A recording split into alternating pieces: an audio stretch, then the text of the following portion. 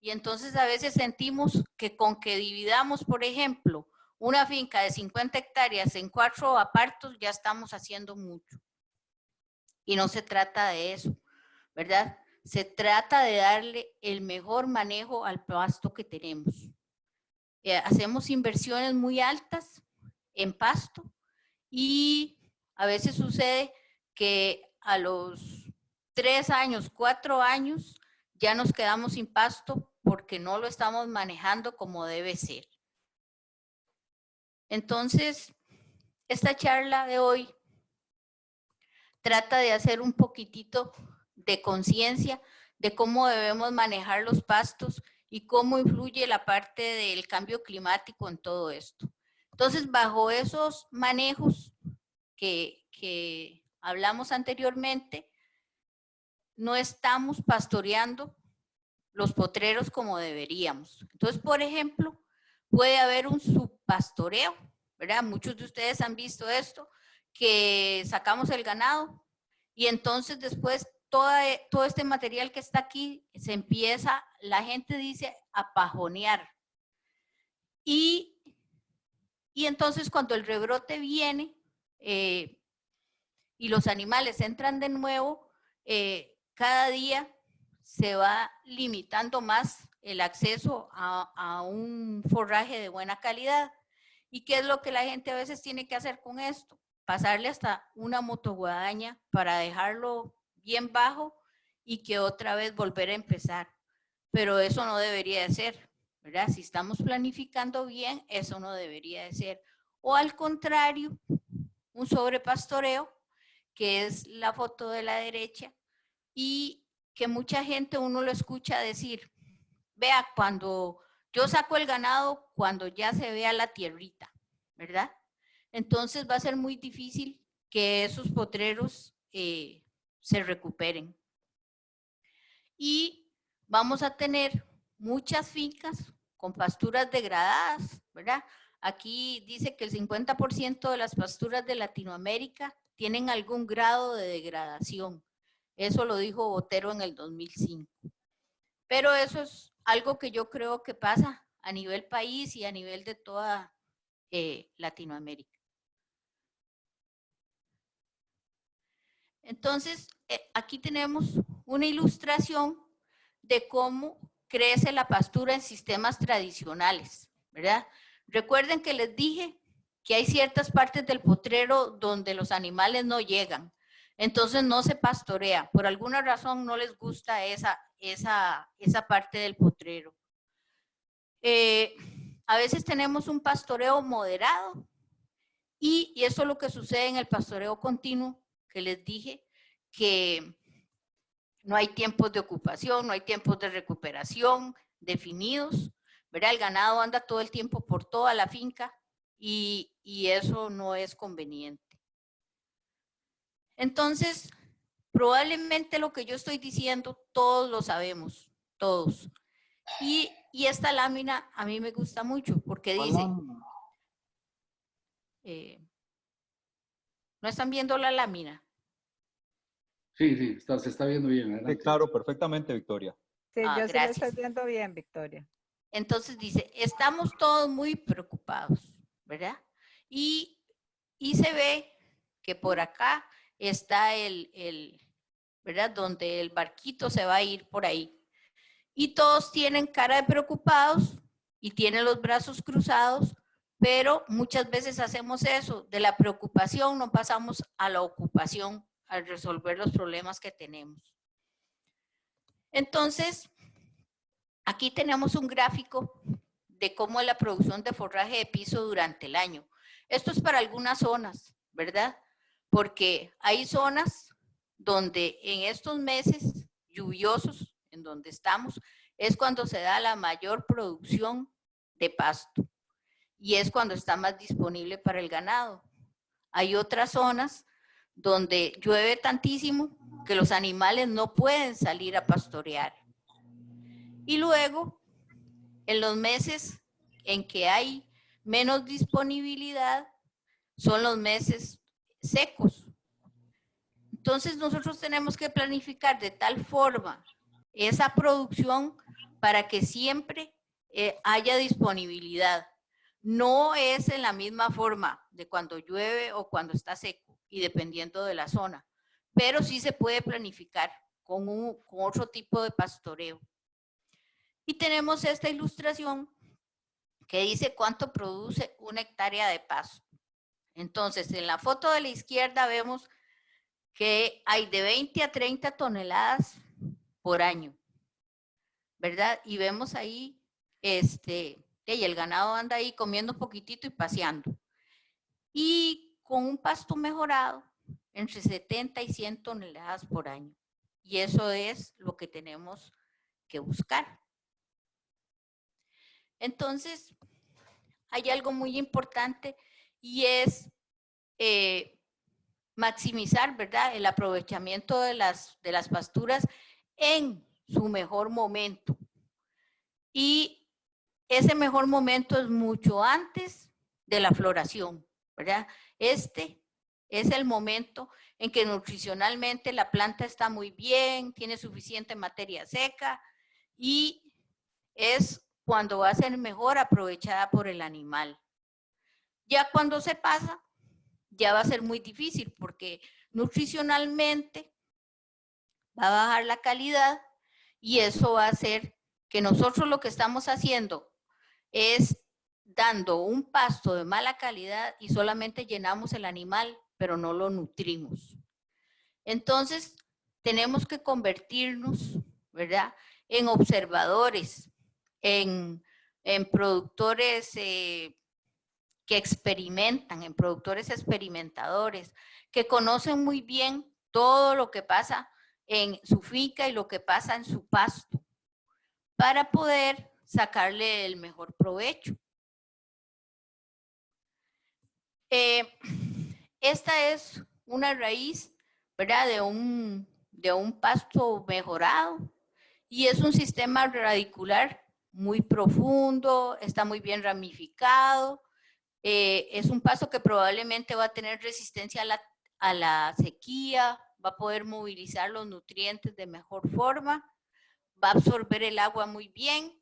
Y algo que es muy importante y que está relacionado con esto que hablamos del cambio climático, es que va a haber captura y retención de CO2, ¿verdad? Van a ser sumideros de carbono estos pastos. Y eso está muy bien documentado y en el INTA se está trabajando muchísimo y también los compañeros del MAR haciendo esas mediciones para tener datos reales de este país. Y entonces tenemos planteada esta solución, el pastoreo racional, ¿verdad? Tantos potreros como sean necesarios. Esto, en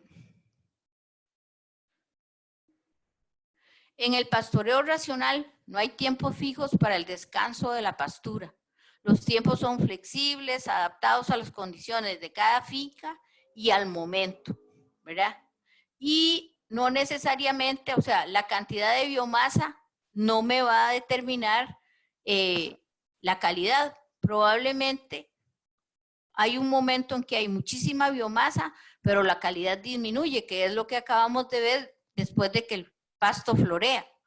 Pero también no es bueno dar los pastos demasiado tiernos porque no han alcanzado la calidad nutricional que necesitan. Este pastoreo racional está basado en un francés que vivió en Cuba, que se llamó André Marcel Boissin, y era un químico y físico de profesión, pero además era un ganadero. Y entonces él dice que el pastoreo es el encuentro de la vaca o cualquier animal con hábitos herbívoros, con el pasto, o con el forraje de plantas herbáceas, arbustivas o arbóreas, ¿verdad? Eso es muy sencillo. A veces nosotros empezamos a discutir entre todos que esto del pastoreo racional es un pastoreo racional modificado porque se utilizan las leyes de Boazán como referencia y se ha hecho desde hace muchos años, pero exactamente no es que se sigue al pie de la letra lo que él nos dice, pero es eso que les acabo de decir, es un punto de referencia. Entonces tenemos la primera ley que él nos dice, que para que una hierba cortada por el diente del animal pueda El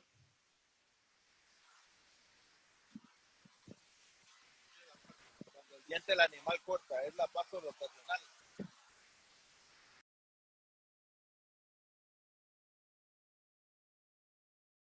Ahora sí no te escuchamos, Victoria.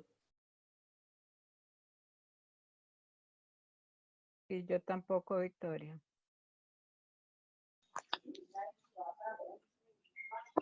¿Ahora me escuchan? Ahora sí, perfectamente. Ahora sí. Ahora sí. Ah, ok. El tiempo global de una parcela. Disculpen un segundito. Es que tuve ahí un... Ok, muchas gracias. Tuve ahí un percance. Estamos en la ley del reposo, que para que una hierba cortada por el diente del animal pueda dar su máxima productividad... Victoria, sí. no, que era para que se devolviera el primero, pero ya lo hizo, gracias. Así. Es necesario que entre dos cortes a dientes sucesivos haya pasado el tiempo suficiente que pueda permitir al pasto almacenar en sus raíces las reservas necesarias para un rebrote vigoroso, y realizar su llamarada de crecimiento o alta producción diaria por hectárea. Eso se refiere específicamente al tiempo de recuperación o al tiempo de descanso. Para esas cosas no hay recetas, porque a veces la gente le pregunta a uno, pero ¿cuánto tiene que ser ese tiempo? Y varía mucho también el verano y durante la época lluviosa. Entonces eso es particular de cada finca. Esas son las cosas que tenemos que aprender a manejar, aprender a ver, porque por más que aún siendo vecinos, al vecino le puede funcionar algo que en mi finca no funciona. La segunda ley de Boazán dice que el tiempo global de ocupación de una parcela debe ser lo suficientemente corto para que una hierba cortada a diente en el primer día o al principio del tiempo de la ocupación no sea cortada de nuevo por el diente de los animales antes de que estos dejen la parcela. O sea, el tiempo de ocupación. Entonces, al tercer día, o sea, la ocupación puede ser de 3 días. Después del tercer día va a venir el rebrote, ¿verdad? Del pasto y entonces el animal se comería ese rebrote y eso haría que la pastura se nos degrade. Pero mucha gente dice, bueno, es que yo veo un montón de pasto, entonces yo lo dejo ahí 6, 7 días, ¿verdad? Entonces, ¿qué quiere decir eso? Que está mal planificado, que no debe de pasarse de 3 días ese tiempo de ocupación. Y más adelante vamos a ver que en algunos casos debería de ser un día. La ley de los requerimientos máximos. Es necesario ayudar a los animales de exigencias alimenticias más elevadas para que puedan cosechar la mayor cantidad de hierba y para que ésta sea de la mejor calidad. Eso es una estratificación que tenemos que hacer con el hato de acuerdo a los requerimientos. Un ejemplo de eso es, por ejemplo, valga la redundancia, es las vacas lecheras, ¿verdad? Siempre van a ser las que pasen primero por los apartos. Y si tenemos otro tipo de animales ahí, entonces esos van pasando en grupos de acuerdo a los requerimientos nutricionales que tienen. Y no hacer un solo grupo que todos pasan por todos los potreros al mismo tiempo. En esas cosas también hay que fijarse y hacerlo con detalle. Y luego la ley de los rendimientos regulares dice, para que una vaca pueda dar rendimientos regulares, es preciso que no permanezca más de 3 días en una misma parcela. Los rendimientos serán máximos si la vaca no permanece más de un día en una misma parcela. Es lo que acabamos de decir.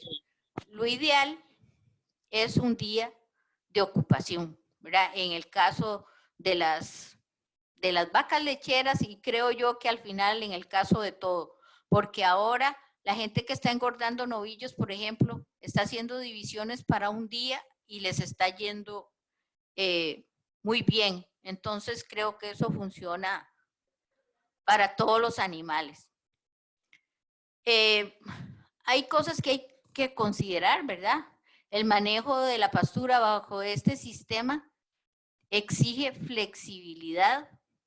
Dice que no hay reglas fijas, debe existir planificación y el factor humano determina el éxito o el fracaso del sistema. Eso quiere decir que, por ejemplo, si el aparto que se guía para meter los animales el día de mañana no está listo, entonces tenemos que buscar a ver cuál se encuentra mejor y pasarlo ahí. No es como en el rotacional, que del 1 pasa al 2 y al 3 y no se lo puede brincar, y eso es como poco flexible, como vimos hace un ratito. Y la conversión en observador del productor o el trabajador, ¿verdad? Esa parte es sumamente importante, que esa persona se identifique con todo lo que se está haciendo en la finca. Hay muchas herramientas disponibles, ¿verdad? Para hacer las cosas como deberíamos de hacerlas. Hay unas de alta tecnología y hay otras que son como las que siempre hemos usado. Entonces, por ejemplo, esa foto me gusta mucho, ¿verdad? Es una foto tomada por un dron y en esa finca vemos todas las divisiones de potreros y nos vamos dando cuenta cuál potrero es en el que, ¿verdad? Hoy están pastoreando, cuáles están recuperando y es una herramienta muy buena para la hora de hacer las divisiones en la finca. Pero también se puede hacer utilizando, ¿verdad?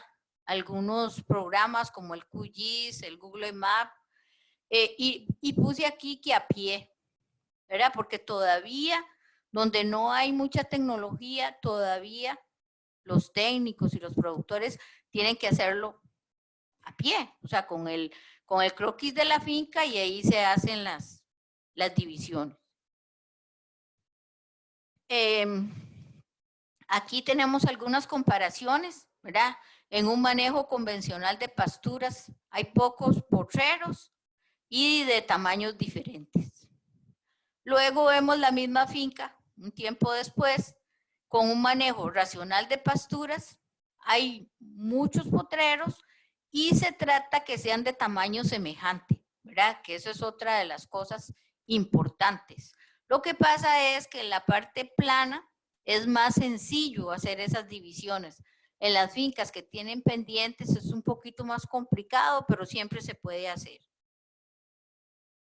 Este es un ejemplo, ¿verdad? Es un ejemplo práctico en un lugar que se llama la Dibujada de Pilas, pertenece, está entre Buenos Aires y Pejivalle. Entonces aquí dice, es el mismo potrero en tiempos diferentes. Dice, tiempos incorrectos de descanso y ocupación, que era lo que el señor hacía antes. Entonces, en marzo no había disponibilidad de pasto. Lo que vemos ahí es una paja seca. Pero cuando empezamos a implementar con él ese sistema racional de manejo de pasturas, el año siguiente, ese es el marzo del 2016, y entonces pueden ver que sí hay pasto, ¿verdad? Que sí se puede.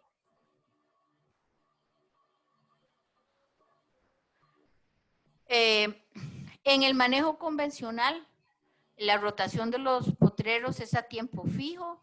En el manejo racional de pasturas, la rotación en los potreros es flexible. Lo que hablábamos antes, el potrero que está listo, a ese va a ir el ganado el día que sigue.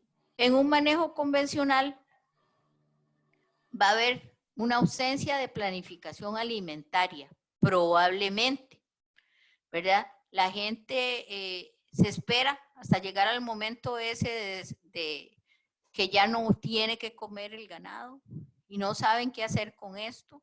A veces la gente está esperando que no sé, que el gobierno les lleve un poco de pacas y un poco de cosas, pero todas esas cosas se pueden prever si nosotros hacemos un manejo adecuado de los recursos que tenemos en la finca. Y la planificación alimentaria es, por ejemplo, que aún siendo pasto de piso, si es la época del año donde tenemos muchísimo y vemos que no se va a poder consumir, lo podemos ensilar. Esa es una estrategia, ¿verdad? Que tiene un poquitito de costo y de trabajo. Seguramente que sí, pero es mejor eso que después andar corriendo y buscando pacas que no sabemos la calidad y cualquier otro subproducto que a veces no es inocuo.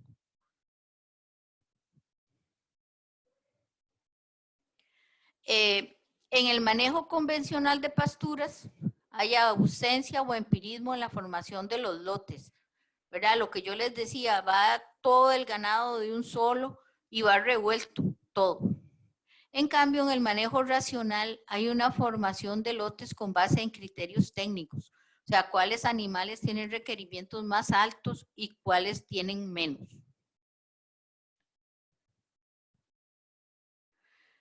En un manejo convencional, usualmente no hay registros, ¿verdad?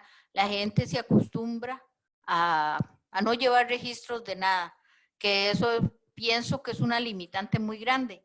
En cambio, en el manejo racional de pasturas hay un uso obligatorio de registros técnicos, productivos, económicos, y también se lleva el control de los apartos de una manera muy eficiente.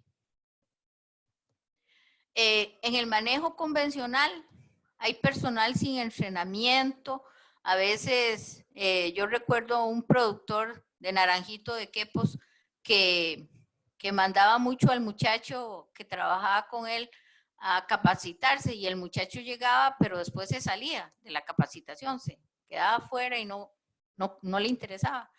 Y entonces de nada servía, porque él era la persona que estaba ahí, el señor nunca estaba en la finca.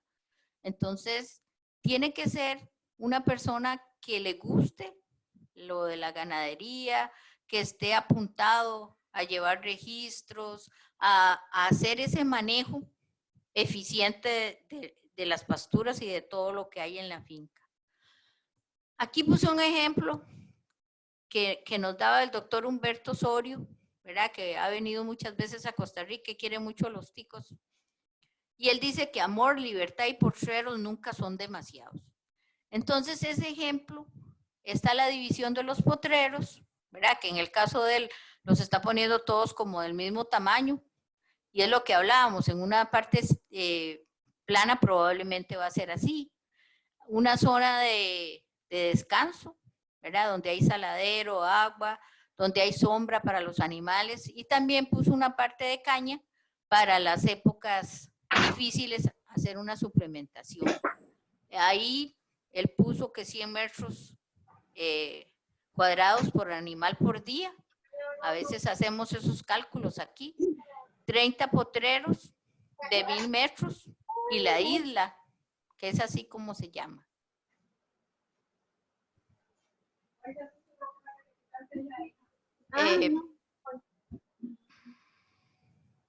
Un ejemplo práctico, vamos a ver, y es del proyecto piloto Ganadería Baja en Emisiones de esta región, que lo trabajamos juntos, Corfoga, MAC, INTA y las cámaras de ganaderos, y es bastante interesante por los resultados que tiene.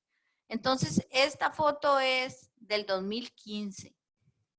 Aquí hay, esa finca tenía tiene 88 hectáreas, tiene 58 hectáreas de pasto, tenía 85.2 unidades animales, una carga animal bastante alta, de acuerdo al promedio, ¿verdad? Que hay, al promedio nacional, y un peso al destete, es una finca de cría, y un peso al destete de 169 kilos.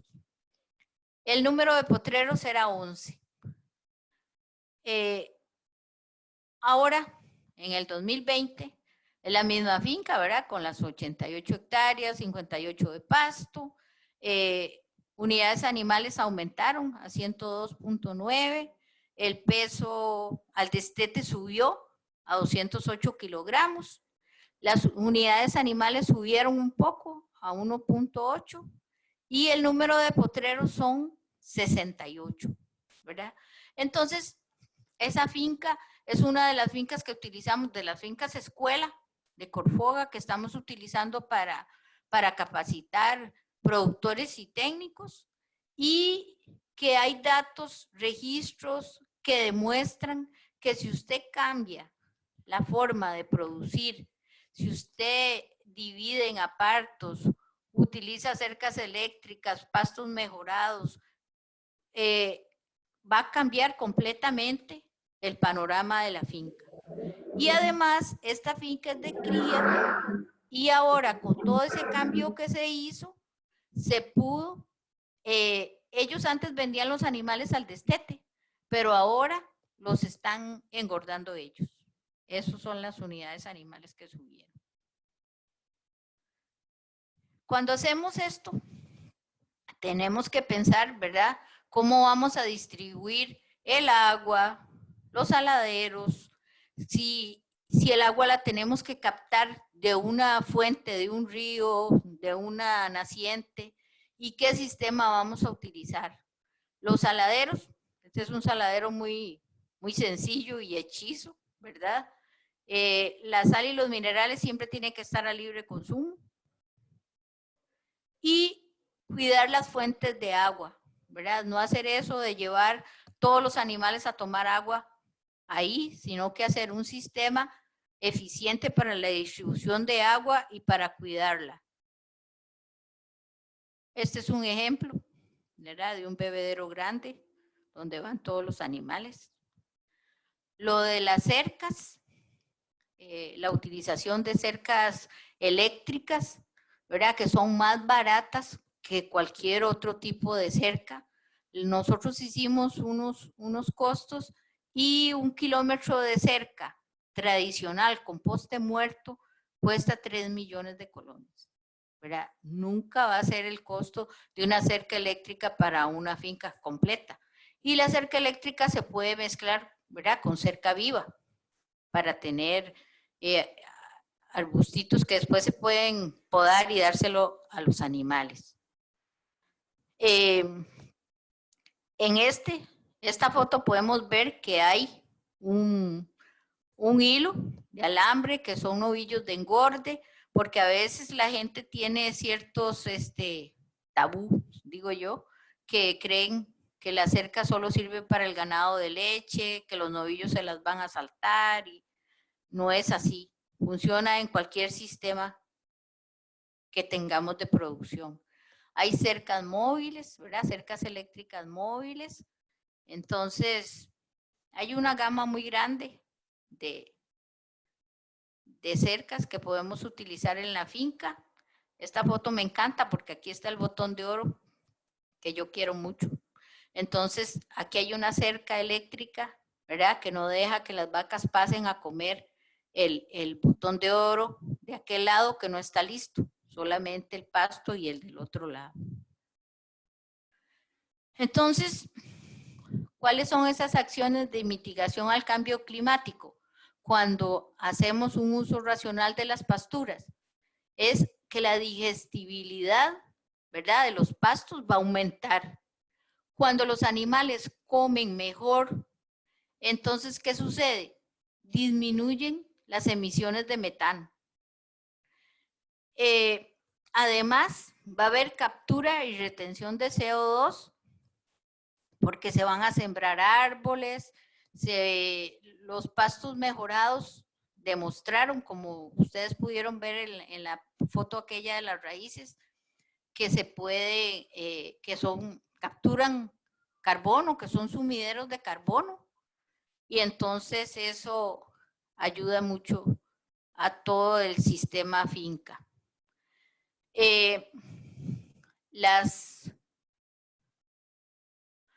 Vuelvo a repetir algo importante. No hay recetas, ¿verdad?, establecidas de que yo diga, bueno, hay que dividir en tantos apartos, hay que hacer, no, eso depende de cada finca, lo vuelvo a repetir eso, de cada finca, de qué clima es el que hay ahí, cuál es la topografía, o sea, esas cosas son sumamente importantes. Y yo siempre he dicho que en ganadería no existen las recetas, en ganadería existen las opciones y cada quien va por la opción que más se adapte a lo que tiene en la finca. Entonces, ¿cuáles son las ventajas de ese pastoreo racional? Que permiten un descanso para un rebrote vigoroso y los pastos mejorados por su naturaleza necesitan descansar, si no se pierden. Todavía hay mucha gente en esta región, por ejemplo, que usa jaragua todavía y que usa algunos pastos naturales que ya están muy desgastados, ya no hacen, o sea, ya no son tan buenos como probablemente en algún momento fueron. Entonces, pero la gente se niega como al cambio, pero sería bueno intentar cambiar. A veces no se puede cambiar toda la carpeta de pastos de un solo, pero se puede ir haciendo poco a poco. Lo mismo con un sistema racional, ¿verdad? Podemos ir haciendo módulos en la finca y ahí conforme nos vayan funcionando, entonces lo vamos extendiendo más y eso nos va a ayudar. Se va a disminuir el pisoteo, ¿verdad? Porque estamos haciendo el pastoreo de acuerdo a la capacidad del pasto. Aumenta el consumo de materia digestible, porque casi siempre es un despunte lo que se van a comer los animales más exigentes. Y eso está relacionado con la digestibilidad y con va a emitir menos metano el animal. Dice que concentra heces y orina para mejor trabajo de incorporación de materia orgánica por parte de coleópteros, lombrices y microflora. Nosotros hicimos un estudio con Sergio Abarca en varias de las fincas y logramos determinar que sí hay un aumento de todos estos insectos y todos estos animalitos que ayudan ahí en el suelo. Se disminuyen las pérdidas energéticas por largas caminatas sobre el porrero, ¿verdad? Para la selección, porque ellos muy rápido van a encontrar el pasto de buena calidad que necesitan. Se va a disminuir la selección de plantas, ¿verdad? Porque hay una competencia en el área más pequeña, hay 100 metros por animal por día. Además, un animal no pastorea cerca de las boñigas frescas y como hubo suficiente descanso, entonces todo el área es pastoreable. Y esa es otra cosa importante, ¿verdad? Porque estamos aumentando la materia orgánica que hay en el suelo, que también ayuda mucho en la parte de carbono orgánico. Entonces, por eso es muy importante. Se disminuye las plantas indeseables, pues tienen un crecimiento más lento y se quedan sin luz por el vigoroso crecimiento de la pastura mejorada. Hay mayores ganancias de peso diario, tanto por consumir hojas más digestibles como por no caminar tanto los animales. Hay carne de mejor calidad porque los animales salen más jóvenes al mercado. Los animales en general van a liberar menos metano y hay un menor costo de producción por área y por kilo y por lo tanto aumenta la rentabilidad de la finca. Eso era a grandes rasgos lo que yo tenía. Es como una pincelada, este es un tema que se puede dividir en muchos subtemas. Yo lo que quería era, el mensaje que quería dejar es que tenemos que cambiar la forma de producir, tenemos que volvernos más eficientes, tenemos que casarnos con la tecnología, con las opciones tecnológicas y si queremos ser competitivos y poder seguir en esta actividad que es de mediana rentabilidad, ¿verdad? Pero que tiene algunas externalidades positivas como es que la mayoría de los ganaderos están en esa actividad porque les gusta.